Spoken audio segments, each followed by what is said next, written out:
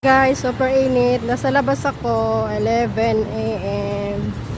Wait tayo mag-green light. Bumili pa ako ng pintang. Ayun! Grabe yung langit. Tingnan mo. Ito, building. Ayan. Super init for today's video. Gosh! Pintang-pintang tayo. So guys, ito na nga yung pintang ko. Buksan natin.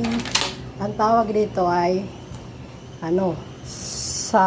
dito sa Taiwan, sa Chinese, sao ro. Basta yun na yun. Ayan siya, may fried pork. Yan ang gusto ko guys, fried pork yan Yan, tapos ito fried, din to, yung grilled pork.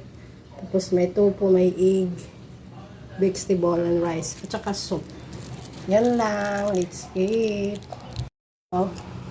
I-chopstick muna natin, binuksan ko lang. Ito yun ito siya. Dati nag-video na rin ako nito. Gusto ko ito. Diyan lang ito sa baba ng building namin kanina lumabas ako.